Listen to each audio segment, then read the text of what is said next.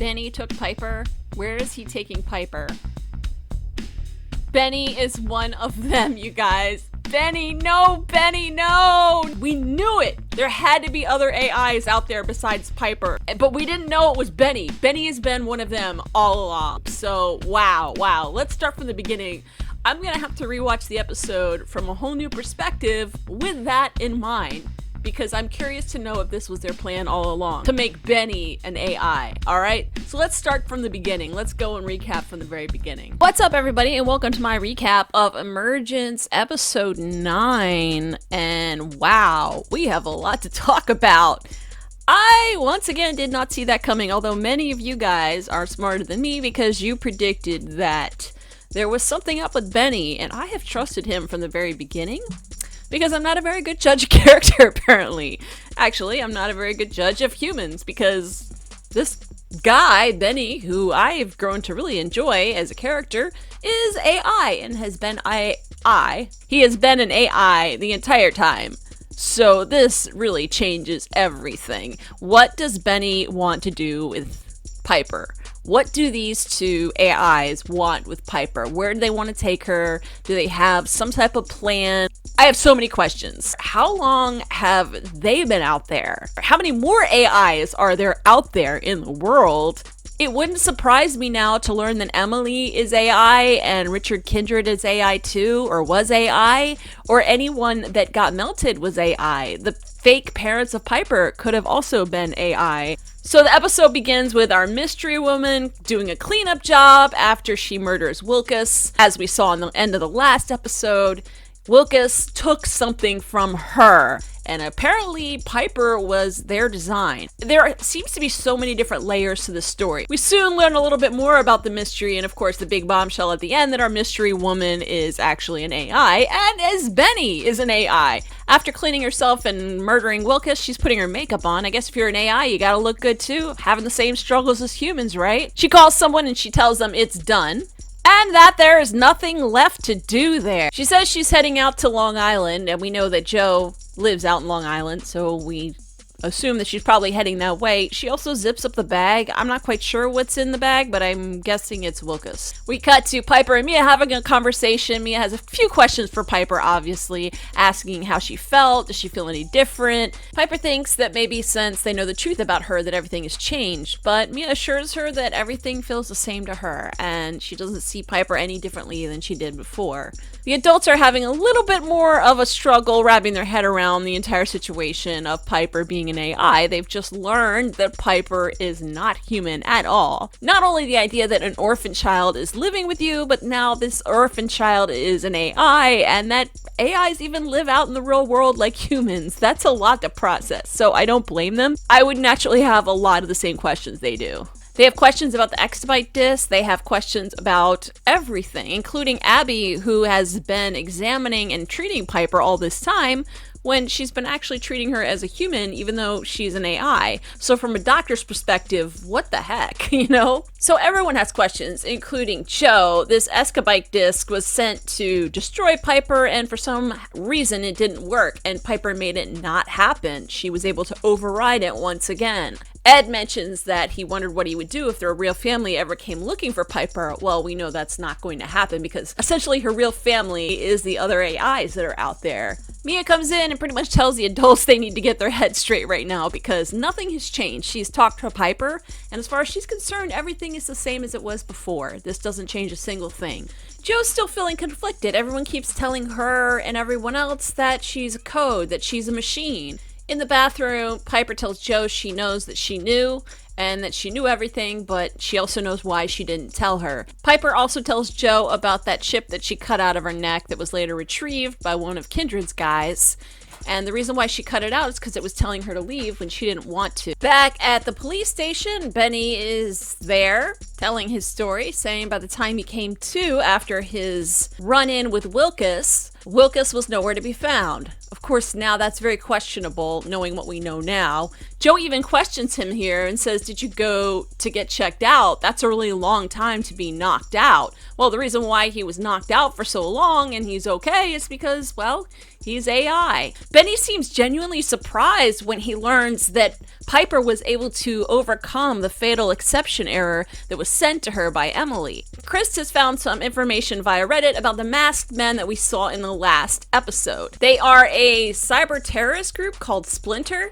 So there's this whole other element now, this other group. Also, our FBI friends are trying to get a hold of Joe, but she is pretty much ghosting them. Another thing I noticed about this scene was that Benny tried to divert Joe's attention away from Splinter, claiming as far as he's concerned is that it's an urban legend. Meanwhile, Ed goes to the hospital because he's considering doing a clinical trial to treat his cancer. And who is he meeting about these clinical trials to treat his cancer?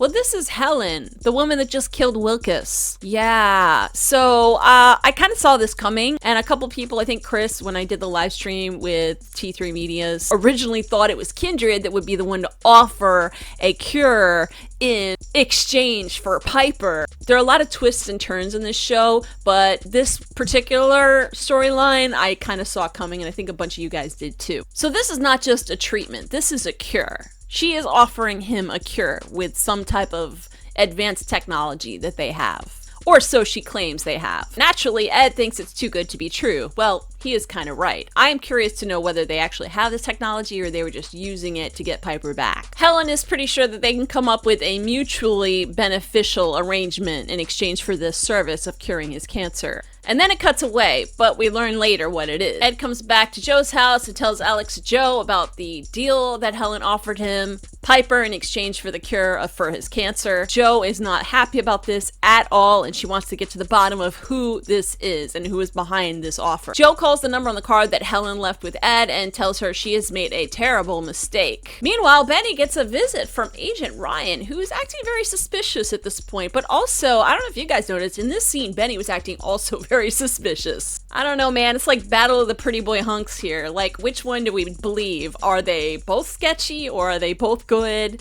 What's the deal with these guys? Ryan wants to go in, check out Benny's room, but obviously that's not going to happen because, as we know, Benny has quite a few secrets that he's keeping, and who knows what's in there at this point. Ryan is curious about Benny's relationship with Joe and Piper and brings up the article that he wrote about them and wants to know what their connection is. Ryan seems to know something is up with Benny and is very suspicious of him. He asks him about a couple of the stories that he's written, including what he wrote about Kindred in the past and another story that he wrote about augmented reality. He wants to know what kind of story he's working on right now. He also wants to somehow use Benny to get in touch with Joe because, as we know, Joe is completely and totally ghosting him and the FBI. Back at the house, Alex makes a call to Helen, and it looks like he's ready to make that deal, Piper, in exchange for a cure for Ed's cancer. However, we learn later that he's actually doing this under Joe's direction to lure in Helen. This leads to Alex meeting up with Helen in a bar where she agrees to talk with him. Alex wants to know if she genuinely has a cure for cancer or if this is a scam. And he also wants to know what Helen plans to do with Piper once they make the exchange. Helen assures Alex that Piper will be where she belongs. Where that is, we have no idea. Alex tells Helen he's concerned about where Piper is going to be living and what conditions she's going to be living under because he did see that weird, creepy AI neighborhood that she used to live in. Helen claims that was all Augur's doing and that it's not the same thing. So honestly, we don't know anything about where Helen would be taking Piper and what kind of conditions she would be living under or what kind of situation she would be living under. We're then taken to a scene in a hospital with Agent Ryan and Emily. She appears to be very depressed and upset because she's lost the one thing that meant everything to her. She believes that her execution of Piper was successful. Emily asks Ryan how much has Chief Evans actually told him about Piper. Meanwhile, Ed is pretty fascinated by everything that has to do with Piper, the technology that exists that can actually create an AI, and it's maybe given him a little bit of hope in terms of his own health. And then Alex comes in and we are blessed with the wonderful news that he has not been trying to undermine them. He's actually been working under Joe's direction of luring in Helen. Helen has given Alex this wristband, it looks like, to put on Piper's wrist whenever he's supposed to bring Piper to Helen to do the exchange for the cure. So that's a new piece of technology that we haven't seen before. Joe then gets a phone call, and it's Agent Ryan. Joe agrees to meet up with Agent Ryan because he says he's formulating his final report on the case, but it looks more like this is an interrogation room. Yeah, so Joe's a cop, so she knows how these things work. When Joe asks Agent Ryan if she is under arrest, he tells her he'd rather not play it that way, so she agrees to sit down and talk to him off the record. He wants to know where Wilgus is. Well, obviously Joe doesn't know. It appears that Emily has told Agent Ryan everything because he flat out asked Joe if Piper is not human. And Agent Ryan believes, based on everything that he's seen, that it's a very good possibility that Piper is an AI. What we did not know here is that Agent Ryan and the FBI has been chasing this organization, Splinter, for 15 years, which is news to us. Joe suggests that they make their own little secret joint task force and work together to get Splinter, on the grounds that she's able to keep Piper and they leave her alone after that. Back at the house, Piper tells Ed she has overheard everything about these other people that have offered to exchange a cure for his illness for her. And Piper says maybe she can figure out a way to make Ed better. It's really sweet that she really wants to help Ed. And again, she's evolving. She's becoming very human. She seems very, very advanced and potentially different than these other AIs that are out there. Meanwhile, they are prepping Alex for his meeting and exchange with Helen. And then Joe and Alex have this cute little moment where she's prepping him because she wants to make sure everything's tight on him in case, you know, he doesn't want to get exposed in any way. Cute. Joe is a little bit worried about putting Alex in harm's way or using him as some type of bait. As we know all along, the main concern for Joe has been the safety of her family, and here Alex is putting himself potentially in danger. Alex wants to do this. It feels good to finally bring the fight to them, somehow be involved in this, because, you know, as we know, he felt a little bit resentful for being left out of the loop for so long. See this sign here that says dead end on the scene when it starts raining over here? Now this is down at the ferry terminal. I thought this was a little bit of foreshadowing right here, and I was really worried about Alex at this point. I got really nervous. I thought something really bad was going to happen, so I'm glad that he is safe. So everyone is in position to make the exchange and hopefully catch Helen. Finally, Alex gets the call from Helen. She asks him to go down and meet her where the boats are. Meanwhile, back at the house, Benny has showed up with some takeout food. I mean, that is the way to someone's heart, getting them good food. So that right there is a red flag, in my opinion. Benny noticeably takes a moment to thank Ed for taking care of him when he got injured and when he got shot. So there's a small exchange between Benny and Piper here. Piper tells Benny that she thinks she loves everybody, but she's not sure if it's real. And Benny assures Piper that it is real, and it's as real as anything else. And he says that's one thing about her that is not different from other people. So that indicates that Benny would know something. Now, at the time that we watched this, we were just thinking, hey, oh, Benny's being sweet. He's being kind because he believes this AI is evolving. We didn't know that he actually had maybe a little bit more knowledge than we were actually giving him credit for. He knows a lot more than what we thought he knew at this point. Alex gets a call from Helen. She tells him to shut the car off and leave the lights on. She instructs Alex to get out of the car, and despite Joe's pleas for him not to, Alex does what Helen requests, and he gets out of the car. It's raining very heavily. When Helen asks where Piper is, Alex tells her she's in the car. Then across the way, we see some lights flash from a car. Car takes off, and we have a car chase with badass Joe on her tail. Go Joe, man. She is, wow. Yeah. Woohoo. Yeah, get her, Joe, man. So they chase her on to a bridge. They have her cornered. Joe tells her to get out of the car and put her hands in the air. Helen tells Joe that Piper does not belong with her. So then Helen says, I'm sorry, and then just jumps over the side of the bridge into the water. Kapoosh. Wow. Well, that was pretty bold. Oh boy.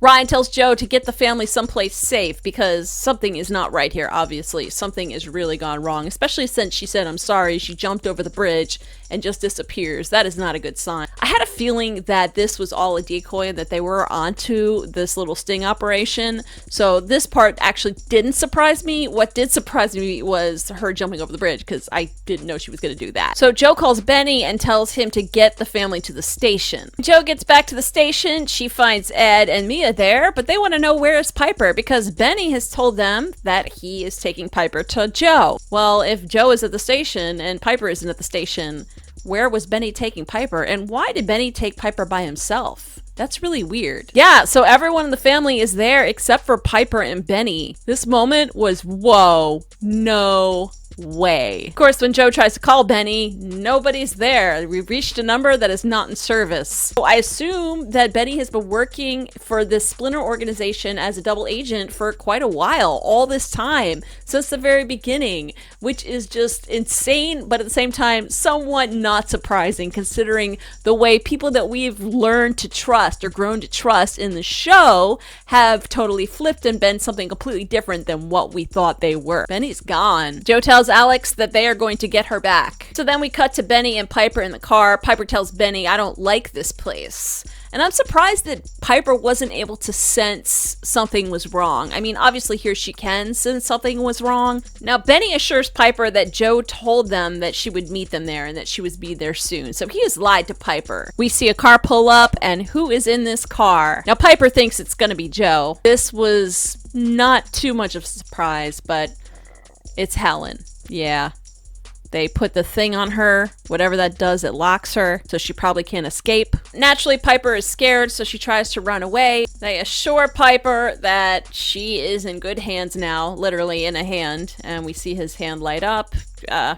They're both AI. They're both AI. Helen is AI, as well as Benny, who's been AI the whole time. So I want to know what you guys think about this. I kind of am upset because I really liked Benny, and the idea that he has been playing them the whole time makes me very, very sad because I liked Benny a lot. And I want to know what happened with the April situation. Like, was April an AI? He generally seemed very, very upset and was grieving over the loss of his friend April. Was that all an act, or does Benny have the same capabilities as Piper? How many other AIs are there out there that are like them? And how is Piper different from Benny and Helen?